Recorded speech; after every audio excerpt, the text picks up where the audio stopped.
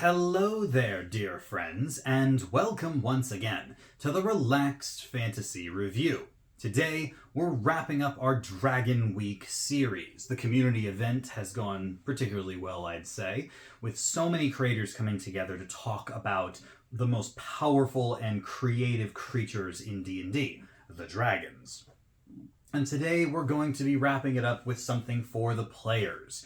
We are going to do a character build. That's right, I'm going to be talking today about a character that embodies dragon kind to the nines. This person, this creature that we're going to be building, is none other than a Dragonborn. And more precisely, they are going to be a Dragonborn sorcerer that uses their Draconic bloodline as their source of their magic. If that sounds interesting to you, go ahead and stay tuned. I'm going to be going through it from levels 1 through 6, so it's an early game build. Any beginner player or person who likes to play low-level games can jump right in at any time. We'll get into the details of this character here in just a moment. But before we do, I'd like to let you know, Relaxed Fantasy Review has memberships. For just $1 a month, you can support me here on YouTube and get a couple benefits. First, you get a little badge next to your name in the comments, letting folks know you're a supporter. Also, you get early access to my videos. I upload videos Monday, Wednesday, and Friday, and I upload them a day early for members only. And finally, you get VIP access in my community Discord. Anyone can join the Discord. There's links to it in the channel description, in the video description. But if you're a channel member, then you get immediate access to the VIP room, where you can talk to me about D&D, about the YouTube channel, whatever you like. If any of that sounds interesting to you, you can click the join button. It's just down there next to the subscribe button. And if it doesn't, that's fine too. Just being here at all, watching my video, liking, subscribing to the channel, these are all wonderful ways to support me. So thank you for watching my content here on YouTube. So how do we build a character? D&D 2024 has, I would say, streamlined the process quite a bit by making things a little more well organized within the player's handbook. I like to start in the Chapter 4 in the origin section because I like to think that I'm going through my character's life. And what are you when you're born? Well, you are your species, and we are talking Dragonborn. The Dragonborns are definitely have gotten a significant buff in this new book. You get to choose your Draconic ancestry. You get the 10 classic types of dragon, both chromatic and metallic, and you get to pick which one your ancestry comes from. This infers your later powers. For me, this character is going to be a green Dragonborn. Green is my favorite color, if you can't tell. And honestly, poison damage, which is what green Dragonborns do, is one of the most common damage types in the game. It is commonly resisted by enemies, but it's also very common to see in their attacks.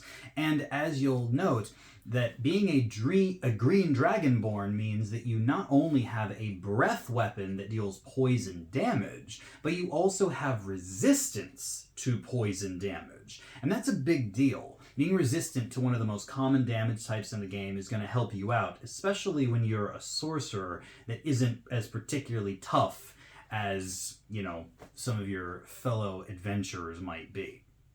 You also get dark vision now out to 60 feet, which is a fantastic addition that wasn't there in 2014. And then later on, you get more powers that we'll discuss when we get there. As far as this character's name, well, I opened up Xanathar's Guide to Everything, which has a huge list of naming tables in the back of it for the classic D&D species. Looked at Dragonborn, and I said, what do I want to call this person? Well, I'm going to call them Mrekish. Mrekish is a green dragon that was born out in the wilds and was honestly left to their own devices for most of their life. Shunned, perhaps, because of not being accepted in traditional society. People look at chromatic dragons with fear more often than not. Mrekish is certainly an isolated individual, and as such, I gave them the background of the Hermit. The Hermit is going to give us the ability score increases that we want. It will also come with the Healer feat. Interesting, since green dragons are not normally known for their penchants for healing. They're more poisoners than anything. But I will say that living out in the wilds, being able to heal yourself and tend to your own wounds is certainly important. As a hermit, you also will get proficiency in the religion and medicine skills. These are going to be nice for utility purposes. Again, if you have to heal yourself, or if you would need to know something about religious figures, angels, devils, things like that. As far as your class goes, you do choose your class at level 1, and we are picking Sorcerer, as I said earlier. Sorcerers are one of the squishiest casters in the game, meaning that you're going to have a tough time early on keeping yourself defended. You only get a d6 hit die. As far as your stats go, we're going to be taking a big buff to our charisma and our constitution. These are the major stats for sorcerers. So using the point buy method, I say buy yourself a 15 in charisma, take your +2 from your background there, a 15 in your constitution, and take a +1 from your background there. So you've got a 17 charisma and a 16 constitution. Put the rest of your points into a 14 in dexterity, that'll be important later, and a 10 in your wisdom. This leaves intelligence and strength as your dump stats. With these stats, you also get to choose another pair of skill proficiencies that you get from your sorcerer class. I've chosen Intimidation since Rakesh is definitely the kind of individual that would like to keep people at arm's length, if not further. As well as Insight, because they're so used to people shunning them and keeping them at arm's length, they will be very good at telling when a person is angry versus passive, and they're going to be good at reading people's emotions.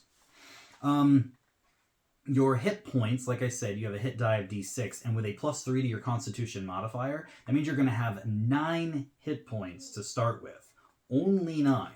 As well, with a 14 in dexterity and no armor proficiencies to speak of, your armor class is going to be 12. So, as a result, we're going to have to lean heavily into our magic to keep us safe. At level 1, you do get innate sorcery. This means that twice per day, you're able to use a bonus action to put yourself into a powerful magical state, giving you advantage on your spell attack rolls and giving your spell save DC an extra +1. This lasts for a minute, so basically it's a in-combat power-up that you can use as a bonus action before you start shooting people. As far as your spells go, you do get spellcasting right from level 1. And I would think of Mrekesh as wanting to be as defensive and keeping people away as possible. They would use Mage Hand in order to control things from afar, meaning that they don't want to necessarily get up close to danger. If danger does get up close to them, they would want to use Blade Ward as their concentration spell of choice. This adds an extra d4 to your armor class. Well, technically it's not a d4 to your armor class. Technically it's a subtraction of a d4 from an enemy's attack roll, but the effective thing is that it's raising your AC because it's lowering attacks. The d4 averages to 2.5, so this means that you will have an effective armor class of 14 or 15, depending on the attack. So it will help you keep your defenses up if people do close that distance. As far as your attack-based cantrips go, because you're a green Dragonborn and you have this poison breath, I would assume that a sorcerer that was kind of raised on their own would lean into poison attacks.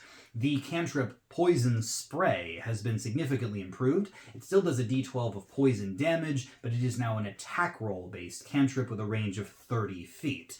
So keeping creatures at the same distance that you would have your Mage Hand means that you just want to keep a good 30 feet between you and anyone that you would interact with, for better or for worse. You do get one more cantrip at level 1. I've chosen Prestidigitation. This is just a good overall utility cantrip with 101 uses. You also get to choose 2 level 1 spells at level 1. And for defensive purposes, I've taken Shield. This is good for emergencies. And I've taken Magic Missile, which is just a good standby damage-dealing option that helps you blast multiple enemies with no chance of missing. It's an auto-hit spell. On top of all of this, you also can remember that your speed is going to be 30 feet. You're a medium-sized creature, not a small one. And you have a passive perception of 10. In addition, the gear that you will get, you'll have your arcane focus. For this one, I've chosen a quarterstaff, which you would naturally get from being a hermit anyway, as well as a dagger you'll keep by your side just in case. You will have a herbalism kit. This allows you to make yourself potions using natural ingredients, healing potions, so you'll be able to keep yourself alive.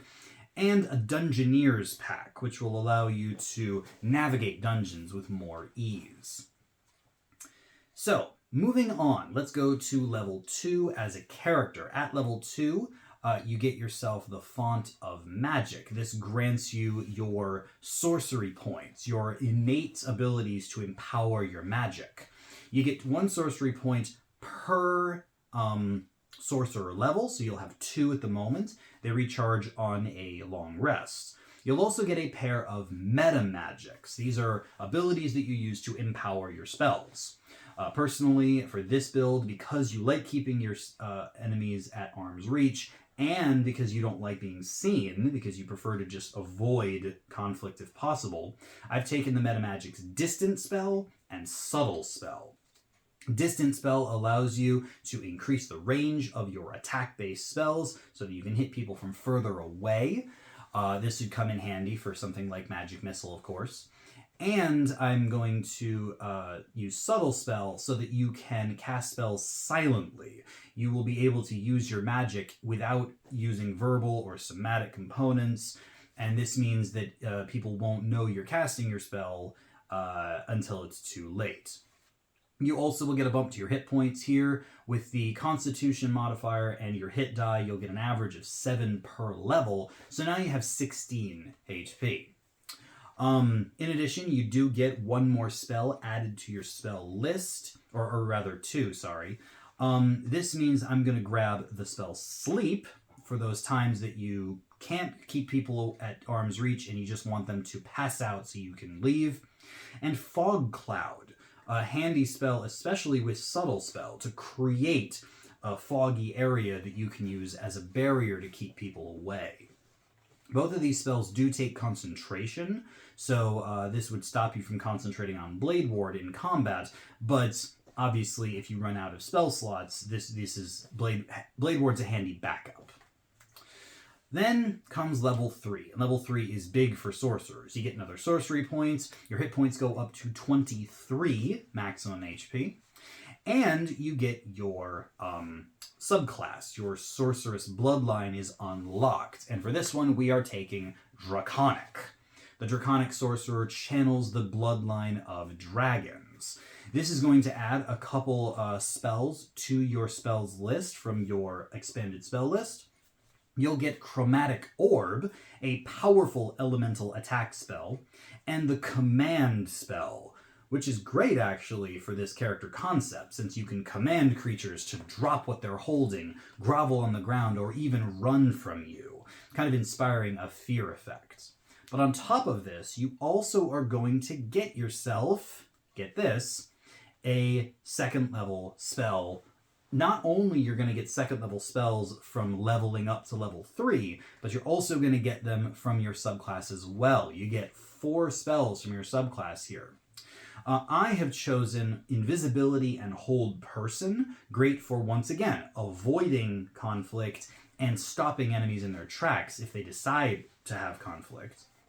And from your subclass, you're going to get Dragon's Breath, a classic pick, of course, which will be usable on top of your Draconic, your Dragonborn's breath attack, and the Alter Self spell, allowing you to transform your appearance in case you need to blend in somewhere or, adapt your body to climb or swim or breathe underwater or whatever.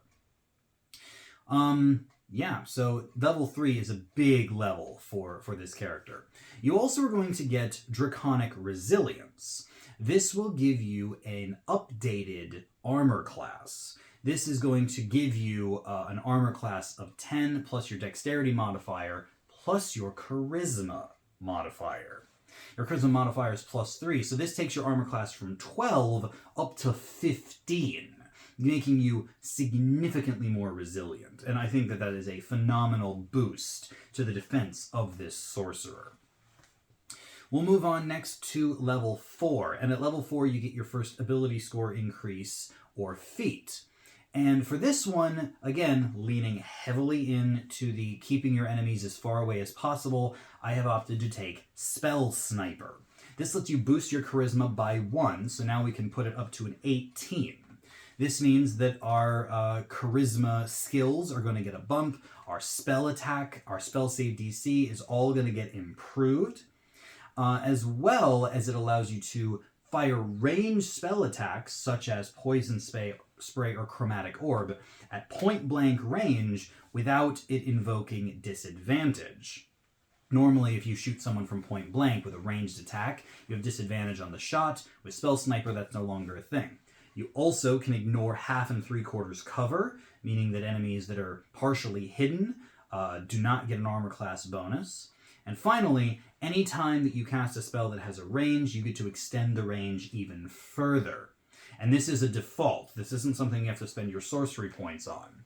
So this stacked with distance spell means you're going to be able to hit your opponents from hundreds of feet away with your normal spells if necessary, really keeping them far away. And this will be handy when you have enemies that you're trying to take out, but you don't want to get up close. So yeah, Spell Sniper is your feat. Your hit points have gone up to 30 at level 4. And then once you look at your spells, you'll get one more second level spell, which I've chosen Web. Another good ensnaring spell to stop enemies from getting close. You may notice you've got a lot of concentration spells on this list, from Blade Ward to Sleep to Fog Cloud, Invisibility, Hold Person, Web, Dragon's Breath, Alter Self are all concentration spells. Remember, you can only concentrate on one spell that requires concentration at a time. So pick your spell. Do you need the utility of Alter Self? Do you need the damage of Dragon's Breath? Do you need the stealth of Invisibility? The combat lockdown of Hold Person? The combat lockdown of Web? Or do you just want to keep yourself safe with Blade Ward? All of these are important things to consider. Next up, level 5 comes along and we unlock some more power. From our species, we get Draconic Flight. Once per day, we can cause dragon wings to sprout from our back that are elemental in nature. It says here that your elemental wings match your draconic bloodline, which in this case would be green and poison. So I guess they look like gaseous poison wings, or maybe they're dripping with poison. It's hard to say for sure. I guess it's up to your personal preference. But they give you a flying speed for 10 minutes. No concentration needed, which is nice. But you can only do it once per day. So in order to buff your flying even further, we look at our 3rd level spells. Our subclass is going to grant us the spells Fear, an amazing spell to keep enemies away from you, and Fly. Now, with our concentration, we can give ourselves a flying speed for 10 minutes with a 3rd level spell slot, so that's really nice. You also get to pick 2 more spells at this level of your choice. I have chosen Stinking Cloud, perfect for keeping enemies in a obscured area and doing poison damage, as well as the classic Fireball, because who doesn't want Fireball? If you're a sorcerer and you're not taking Fireball, I'm not sure what you're doing. In any case, level 5, your hit points go up to 37, and you've got yourself 4 first level spell slots, 3 second level spell slots, and 2 3rd level spell slots. So plenty of magic to go around, and your proficiency bonus goes up from +2 to +3 at this level. So all your spells, your skills, and your attack bonuses all go up by 1. Handy all across the board. On top of this, I didn't mention this back at level 4, but when you bumped your charisma, that also bumps your armor class. Remember, you got that at level 3. which means your AC is now 16. With a casting of shield as a defensive option, that puts your max AC up to 21, making you hard to hit in a pinch. Finally, we're going to move on to level 6, and the reason I wanted to get this far in the build is so that we could get our second subclass ability, Elemental Affinity. You also will have had another cantrip by this level, and for me, I would have taken Firebolt. And the reason I would take this is because your Draconic Elemental Affinity that comes from your Sorcerer background is going to be the Brass type. I imagine that the green scales that we've always had in our body, as we power up with our magic and as our Sorcerer levels go up, they start to take on a brass-like sheen to them, with these sort of brass-colored edges around the green, giving us a sort of shiny green look. This is going to be really, really cool, actually, because it means that we're coming into our own as a sorcerer. Not only do we now gain fire resistance, we also will do extra damage when we hit with fire-based attacks. Whether or not that's Chromatic Orb or Firebolt, it's going to now be more powerful for us to use our fire spells than our poison spells. Now keep in mind, fire and poison are both two of the most commonly resisted damage types in the game. But if you have both of them, it's very rare you're going to find an enemy that is resistant to both types. They exist. Normally it's like devils and demons that resist both, but most creatures that resist one do not resist the other. So having options is good. And this is one of the reasons why I didn't want to take the green bloodline for your sorceress power. Because then this elemental affinity power, while it would still give you the damage boost, you wouldn't get an extra damage resistance. And resisting both fire and poison damage on a D&D character is phenomenally strong. With the brassy sheen over our green scales, we now can both use poison and stealth if we want to, but we can also throw out fire bolts and fireballs and be an intimidating powerhouse. Whether we're using subterfuge and stealth or intimidation and raw power to keep people away from us, Mrekish is certainly going to be on his powerful level and keeping his foes away from him. You also do get to pick up one more third level spell. I grabbed Counterspell, which is a fantastic thing. If you do see someone casting a spell, you can use your magic to undo theirs. Once again, matching up with this kind of shut down mentality that the sorcerer has. Whether you are commanding creatures to flee, whether you're freezing them in place with Hold Person or Web, or whether you're undoing their spells with Counterspell or just making them run away with fear.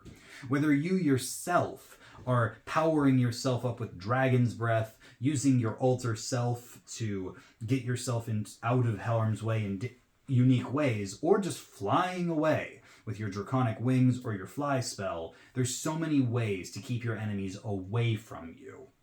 And that's the vibe here of Mrekish. Mrekish doesn't want people near him. At this level, your hit points will also go up to 43. I don't think I mentioned that. So you don't have a lot of hit points, but you've got a good AC and so many ways to keep your enemies away. I can see this being a personality trait as well, being your sort of edgelord Dragonborn, wanting to keep even your allies at distance, always kind of going off on your own. I don't suggest you go off to fight on your own, because then you might get swarmed, but you've got a lot of tools at your disposal to help get you around that. All in all, this character is a powerful sorcerer that builds in an interesting way, giving you both poison and fire resistance, focusing your efforts on distance, battlefield control, and damage that doesn't require you get yourself up in the fray. A wonderful way to build a sorcerer, a nice way to build a Dragonborn, and this character is, in my opinion, a great build to round out Dragon Week. If you like the idea of a kind of torn dragon soul between the forces of good and evil, between green and brass, poison and fire, this duality of dragonkind. This character is something that I think will tickle your fancy.